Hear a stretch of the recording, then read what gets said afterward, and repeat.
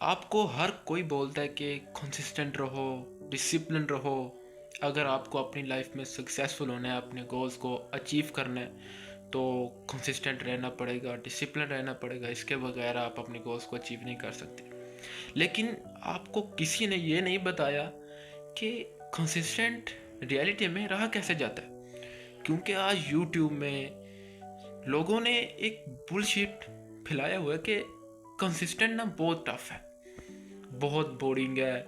Consistence उन्होंने consistency को इतना मुश्किल और इतना डिफ़िकल्ट बना दिया ना कि लोग सुनते ही कहते हैं नहीं, ये मेरे बस की बात नहीं है, मैं तो कभी कंसिस्टेंट रह ही नहीं सकता, मैं तो कंसिस्टेंसी मेंटेन ही नहीं कर सकता, मैं तो कंसिस्टेंसी के लिए पैदा ही नहीं हुआ। तो बहुत सारे लोग ना गिव अप कर देते हैं इनिशियल स्टेप में ही। तो आपको पहले ये समझना है कि कंसिस्टेंसी रियलिटी में है क्या।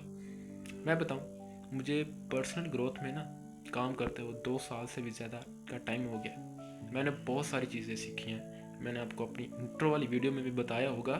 अगर आपने नहीं देखी तो आई बटन में उसका लिंक मौजूद है, आप जाके देख सकते हैं। मैंने अपने इस पर्सनल डेवलपमेंट की जर्नी में ना बहुत कुछ कंज्यूम किया। बुक्स समरी सुनी है, बुक्स रीड की हैं, मैंने कंटेंट कंज्यूम किया है, मैंने सक्सेसफुल लोगों को सुना है कि कैसे लाइफ में गोल्स को अचीव किया जाता है, क्या वो सीक्रेट्स है, क्या वो एडवाइस है। लेकिन मुझे भी उनमें ये एक चीज़ पाई गई, मुझे मिली कंसिस्टेंसी। कि जितने भी लोग पास में सक्सेसफुल हुए ना, सबसे बड़ा उनका जो सीक्रेट था ना, वो यही था कि वो कंसिस्टेंट थे अपनी लाइफ में, एक्शन ड्रीवन थे, वो डिसिप्लिन थे। लेकिन आखिर अब ये तो पता चल गया कि कंसिस्टेंसी बहुत ज़रूरी है, कंसिस्टेंसी एक सीक्रेट है। और अब कंसिस्टेंट कैसे रहा जाए, कैसे कंसिस्टेंट रहकर अपने गोल्स को अचीव किया जाए, उसके लिए ना अभी मैं आपके साथ जो चीज़ें शेयर करूँगा, आपको फुल ध्यान के साथ, फुल फोकस के साथ सुनने और उन्हें अप्लाई करने। अगर आप करोगे तो मैं बताता हूँ। तो पहले तो आपको अपना ऑल और नथिंग माइंडसेट को ना ख़त्म करना है, बहुत दूर बेच देना है। भला क्या करते हैं लोग, लोग ये करते हैं कि अगर कोई काम शुरू करते हैं ना, लेट्स से कि कोई इंसान है वो बुक रीड करना चाहता है और उसने ख़ुद को 30 डेज़ के लिए चैलेंज दिया है कि वो नेक्स्ट 30 डेज़ में एक दिन भी स्किप किए बगैर बुक रीड करेगा, रोज़ाना बुक रीड करेगा। तो वो इंसान जब स्टार्ट करता है तब तो मोटिवेशन बहुत आई होती है, सबके साथ ऐसा ही होता है। तो वो स्टार्ट के कुछ 7 से 8 दिनों तक कंसिस्टेंट रहता है, हर दिन बुक को रीड करता है। लेकिन जब 10वां 11वां दिन आता है ना, उसकी मोटिवेशन ऐसे हो जाती है, ऐसे से ऐसे हो जाती है, लो में आ जाती है, बिल्कुल सरफेस लेवल पे, अपनी पीक से नीचे आ जाती है। और उस टाइम फिर उसका दिल नहीं करता, तो वो फिर कंसिस्टेंसी को ब्रेक कर देता है। तो जब वो कंसिस्टेंसी को ब्रेक करता है तो फिर उसके अंदर वो मोटिवेशन ही रहती, वो रिग्रेट करता है कि यार मैं तो कंसिस्टेंसी के लिए बना ही नहीं हूँ, मैं कभी नहीं कंसिस्टेंट रह सकता, मैं तो ये चीज़ नहीं कर सकता, ये मेरे बस की बात नहीं है। वो बस उसी टाइम ही 99% लोग गिव अप कर देते हैं। सही बात बताऊँ ना, 99% लोग इस टाइम, इस पॉइंट पे गिव अप कर देते हैं। वो सोचते हैं कि यार नहीं, ये वाकई बहुत टफ है, अभी तो मैं 9 दिनों तक कंसिस्टेंट रहा हूँ और उस 10वें दिनों में मैंने गिव अप कर दिया, तो अभी तो 30 दिन बाकी हैं, अभी तो लाइफ बाकी है। तो वो फिर ये सोच के ही ना गिव अप कर देते हैं। और आपको ऐसा नहीं करना, ये उनकी गलत अप्रोच है। हाँ, कंसिस्टेंसी ब्रेक करोगे आप, it's part of life, it's part of your personal growth. मेरे साथ भी ये हो रहा है। मैंने 2 सालों में इतनी दफ़ा कंसिस्टेंसी ब्रेक की है ना कि मैं आपको अभी बताने बैठूँ ना तो मैं गिन नहीं सकता कितने टाइम मैंने कंसिस्टेंसी ब्रेक किया। मैंने भी जब अपनी लाइफ की इस जर्नी को स्टार्ट किया था, मैं कभी कंसिस्टेंट रहता, कभी नहीं रहता, कुछ दिनों के लिए कंसिस्टेंट रहता, फिर ब्रेक कर देता, फिर मैं अपनी उन पुरानी आदतों में ना इंडल्ज हो जाता। तो मेरे साथ बहुत हुआ है, मैं भी बहुत परेशान था। किसी ने मुझे नहीं बताया, बस यही कहते थे कि कंसिस्टेंसी ये है कि एक काम को हर दिन करना। ठीक है यार, कंसिस्टेंसी यही है, लेकिन आप चीज़ों को इतना मुश्किल बनाओगे तो लोग तो गिव अप करेंगे ना। तो इसका सोल्यूशन यह है कि आपको ना रीस्टार्ट करना है। सिंपल समझाता हूँ। उस इंसान ने 30 डेज का चैलेंज दिया खुद को कि वो 30 डेज तक बुक रीड किया करेगा, एक दिन भी स्किप किए बगैर। उसने सिर्फ 9 दिनों तक बुक को रीड किया, एक दिन भी स्किप किए बगैर। फिर 10वें दिन उसने अपनी कंसिस्टेंसी ब्रेक कर दी। ठीक है, आपको जब कंसिस्टेंसी ब्रेक करनी है ना, जब आप कंसिस्टेंसी ब्रेक कर दो, लिथार्जिक होकर, बर्नआउट होकर, तो आपको ना अगले दिन से रीस्टार्ट करना है। खुद से पॉजिटिव सेल्फ टॉक करनी है, खुद से कहना है कि यार तूने 9 दिनों तक कंसिस्टेंसी मेंटेन की, तुम 9 दिनों तक कंसिस्टेंट रहे, it's so good, it's not bad.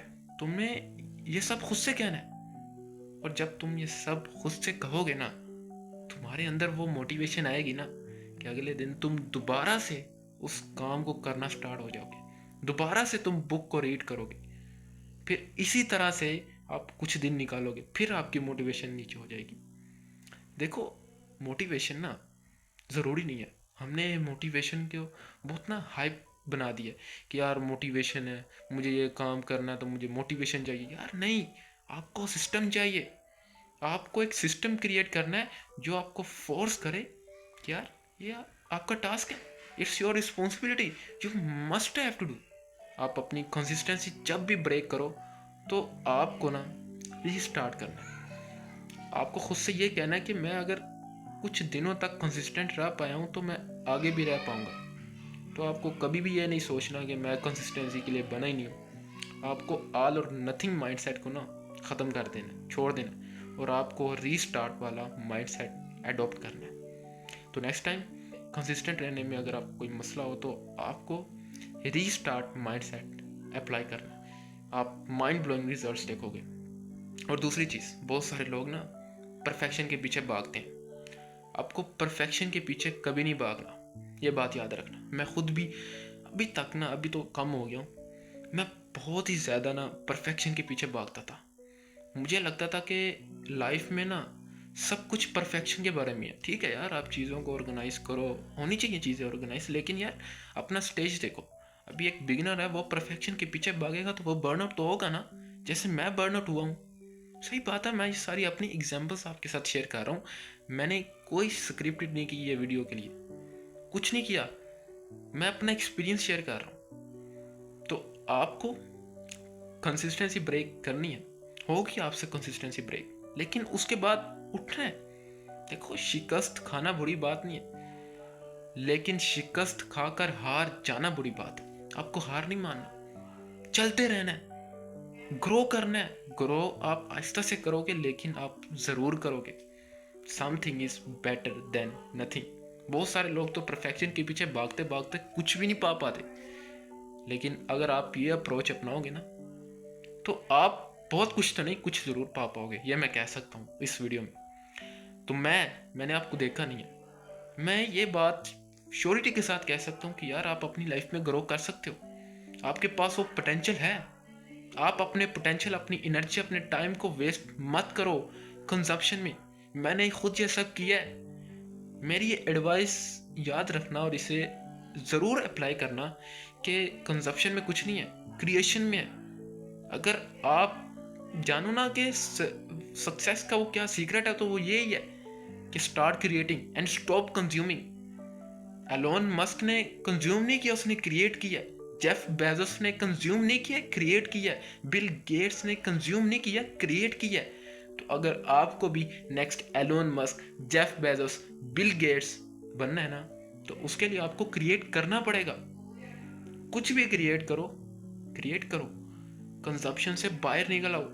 ये मेरी एक एडवाइस है, ये मैं खुद से भी कहता हूँ, अभी भी कहता हूँ। लेकिन समटाइम्स हम इंसान हैं, ह्यूमंस हैं, तो हम नई चीज़ों को समझ पाते, हम चीज़ों को डीपली नहीं समझ पाते। तो इसलिए हमें पुश करना चाहिए खुद को, हमें समझाते रहना चाहिए, खुद के साथ एडवाइस शेयर करते रहना चाहिए। बस एक एक्शन लो, छोटा सा एक्शन लो, लेकिन आज लो और ज़रूर लो। तो आज की इस वीडियो के लिए इतना बहुत है। See you in the next video.